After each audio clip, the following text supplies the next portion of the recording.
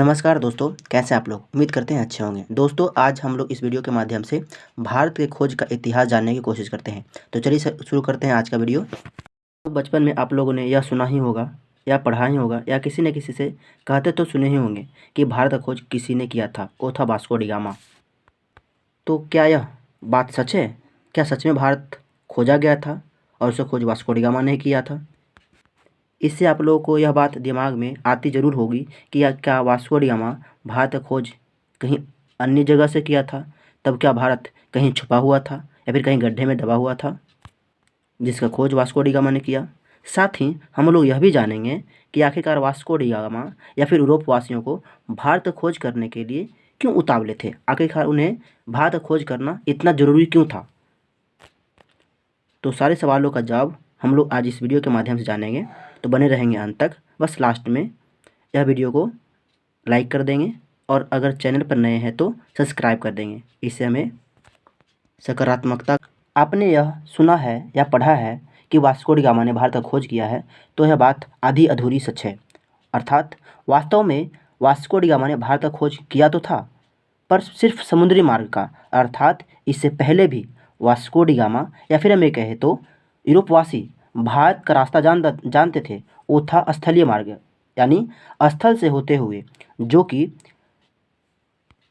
उस समय के ऑटोमन विस्मार्क अर्थात अभी तुर्की, चीन से यूरोप आने जाने का एक स्थलीय मार्ग था। इससे पहले इसी मार्ग से सारा व्यापार होता था, लेकिन यूरोपवासियों को आभास हुआ कि इसके एक वैकल्पिक मार्ग भी होना चाहिए जो इनके आगे व्यापार के लिए कोई अवरुद्ध ना खड़ा कर दे, अर्थात कोई परेशानी ना हो। क्योंकि इससे पहले भी ऑटोमन साम्राज्य इन यूरोपवासियों को भारत आने के लिए बहुत से प्रकार के परेशानियां खड़ा कर देते थे। उनके व्यापारियों को बीच में ही छीन लिया जाता था या फिर मार दिया जाता था, जिससे यूरोपवासियों को व्यापार करने में बहुत सारी समस्याओं का सामना करना पड़ रहा था।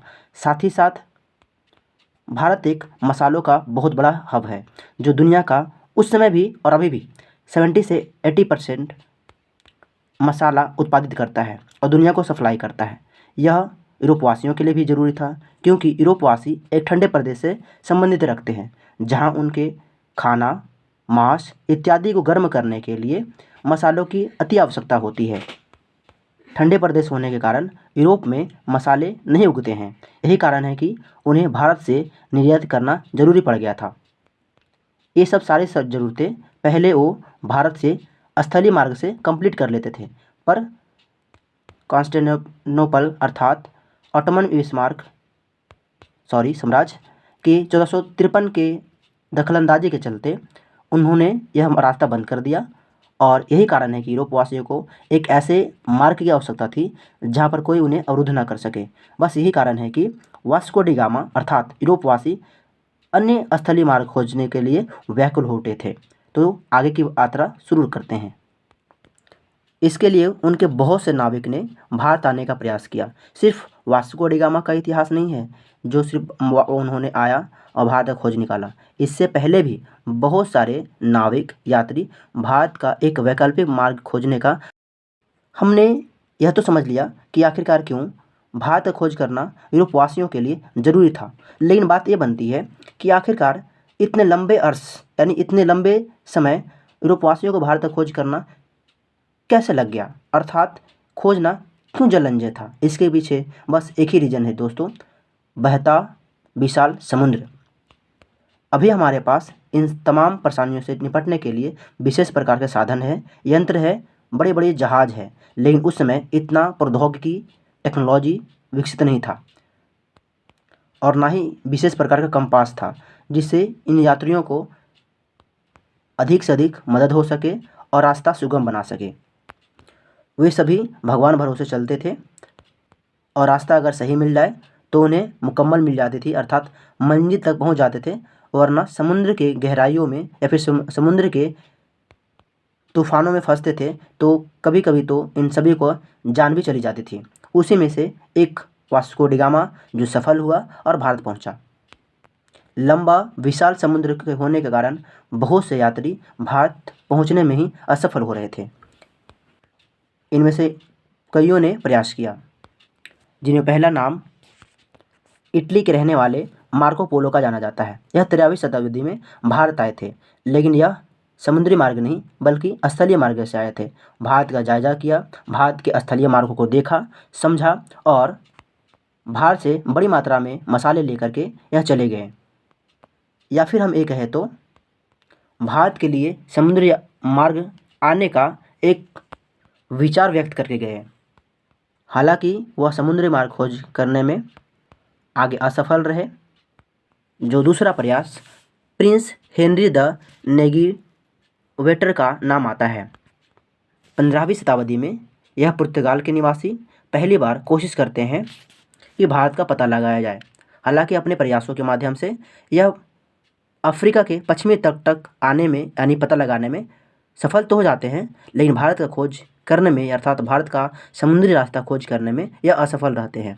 हालांकि इनकी यह कोशिश अन्य के लिए फ़ायदेमंद होती है, जो कि आगे बहुत बड़ी भूमिका निभाती है, क्योंकि इन्हीं की सूझबूझ और रास्ते से आगे आने वाले यात्री नाविक अपनी यात्रा सुगम बना पाते हैं।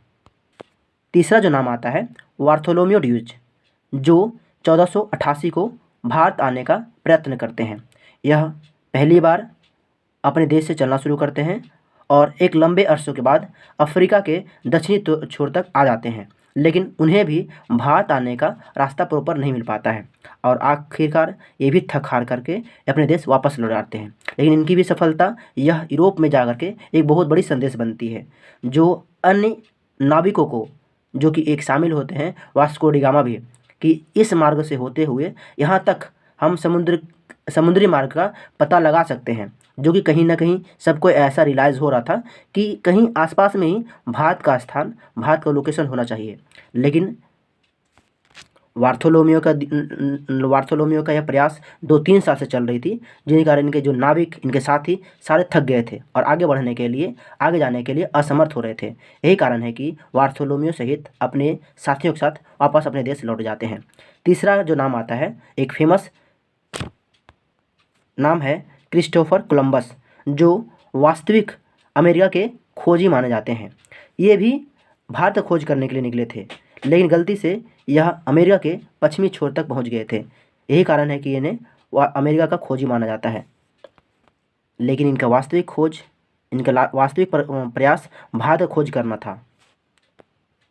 इनके इन्हीं प्रयास कारण अमेरिका के ही आसपास जो रहने वाले बहुत सारे आइसलैंड हैं वहाँ पहुँच जाते हैं और एक लंबे समय 10-15 साल तक वहाँ भारत का ही नाम जप करके, भारत का ना ही नाम समझ करके वहाँ पर शासन करते हैं। जो ये समझा जाता है कि ये ही इंडीज है। बाद में चलता है कि ये इंडीज नहीं है, इंडीज तो ईस्ट के साइड में है, तो उसी का नाम आज वेस्ट इंडीज़ पड़ा हुआ है। हाँ, ये बात सच है दोस्तों, वेस्ट इंडीज़ का नाम भारत के नाम पर ही पड़ा हुआ है, क्योंकि उस समय 13वीं-14वीं शताब्दी तक भारत को इंडीज़ अर्थात इंडिया को इंडीज़ कहा जाता था। बाद में यही नाम जाके प्रचलित हो गया वेस्ट इंडीज़, और हम लोग को ईस्ट इंडीज़ के नाम से जानते हैं। पांचवा नाम जॉन कैबेट का नाम आता है, जो 1497 को भारत का खोज करने के लिए निकलते हैं। यह एक इंग्लैंड के खोजकर्ता थे, जो भारत का पता लगाने के लिए उत्तरी अटलांटिक ओशियन का मार्ग अपनाते हैं। वो भी बहुत प्रयास करते हैं, बहुत लंबे समय के प्रयास के बाद ये भी असफल रहते हैं, और लास्ट में नाम आता है जो फेमस वास्को डी गामा का, जो 1498 को भारत फाइनली पहुंचते हैं। यह 1496 को ही पुर्तगाल से निकलते हैं। 2 साल का एक लंबे अर्स के बाद यह भारत तक पहुंचते हैं। ऐसा ये भी कहा जाता है, कुछ लोगों का मानना है कि इनके आधे साथी यह समुद्र के ही तूफानों में मर जाते हैं, और कुछ है जो यह भारत पहुंचने में सफल होते हैं। हालांकि इनकी भी सफलता इतनी आसान नहीं होती है। जब यह वहाँ से चलना के लिए निश्चय करते हैं तो इनके पास बहुत सारे रकम और ज़रूरी सामान नहीं होता है, तो इसकी सहायता के लिए स्पेन के राजा इनकी मदद करते हैं, अर्थात आने जाने के लिए धन, संसाधन, जहाज इत्यादि सारे मदद करते हैं, जो कि इनकी यात्रा में सहयोग करता। ये भी अपनी यात्रा के दौरान यात्रा करते करते दक्षिण अफ्रीका के छोर तक तो पहुँचे, लेकिन ये भी इनके आगे आने तक इनके रास्ता नहीं पता था। लेकिन ऐसा कहा जाता है कि इन्हीं बीच उन्हें भारत के एक व्यापारी से मुलाकात हो जाती है, जो कि गुजरात के रहने वाला था और वही है जो भारत आने के लिए एक प्रॉपर रास्ता दिखा देता है और इनके मदद से ही वास्को डी गामा भारत पहुंचते हैं, जो कि सबसे पहले केरला में प्रस्थान करते हैं। उस समय केरला के राजा जमोरिन था।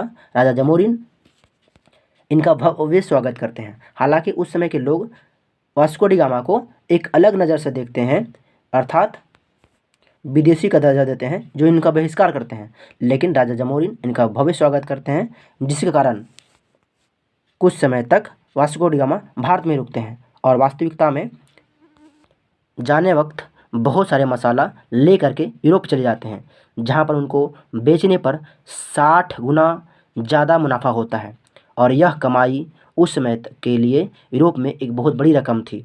यह आग कि वास्को डी गामा ने भारत का खोज कर लिया है, यह न्यूज पूरी तरह से यूरोप में फैल गया और देखते ही देखते बहुत सारे यूरोपवासी भारत खोज करने के लिए, भारत पर अपना आधिपत्य जमाने के लिए धीरे धीरे पहुंचने लगे, जिसमें से शामिल है स्पेन, डच, पुर्तगाल तो है ही, फ्रांसीसीस, ब्रिटिश, जिन्होंने हम पर 200 साल तक राज्य किया।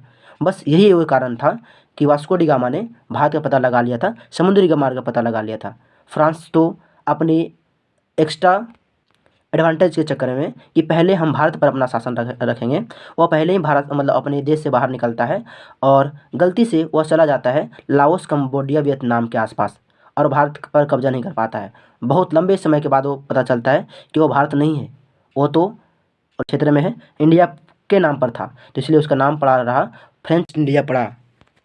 इधर वास्को डी गामा पूरे यूरोप में अपना डंका बजा चुका था और यही कारण है कि वास्को डी गामा सिर्फ दोस्तों एक बार नहीं, भारत में वह 3 बार आता है। हाँ, 3 बार आता है। पहली बार 20 मई 1498 ईस्वी को आता है, जो कि कालीकट में पहुंचता है, जो फिलहाल में उसको कोझिकोड के नाम से जानता है। उस समय राजा जमोरिन वहाँ का शासन था और बहुत सारे वादे करके वास्को डी गामा जाता है, क्योंकि जमोरिन को पहली बार ही वास्को डी गामा का बनाया हुआ जहाज़ पसंद आ जाता है, जो वह डिमांड करता है।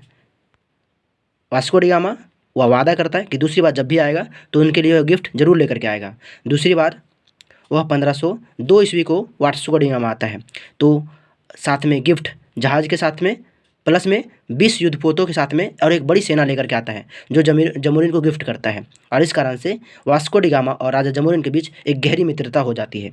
तीसरी बार वह 1524 ईस्वी में आता है, लंबे समय तक यहाँ पर रहता है, 2-3 महीना, और फाइनली 24 दिसंबर 1524 को ही उसकी कोचीन में ही मृत्यु हो जाती है और आज भी कोचीन में ही उसका कब्रगाह बना हुआ है वास्को डी गामा का। कभी आप जाएं तो ज़रूर देखेंगे। दोस्तों, आज हम लोगों ने इस वीडियो के माध्यम से यह समझा कि आखिरकार क्यों वास्को डी गामा और यूरोपवासी को भारत खोज करना जरूरी हो गया था और आखिरकार क्यों भारत खोज करना यूरोपवासियों के लिए इतना चैलेंजिंग था, कठिन था। भारत खोज करना यूरोपवासियों के लिए धन संपदा इकट्ठा करना तो था ही, साथ में ही अपने धर्म का प्रचार करना, औपनिवेशिकता को हासिल करना, अपना नाम और सम्मान कमाना इत्यादि भी शामिल था। उम्मीद करते हैं आप लोगों को इस वीडियो के माध्यम से भारत से संबंधित कुछ ज्ञानवर्धक बातें जानने को मिला होगा। अगर इसी तरह के आप लोगों को वीडियो जानने की इच्छा रहती है तो अगला किस वीडियो पर हम लोग बातें करें, आप लोग कमेंट में अपना राय जरूर दें। मिलेंगे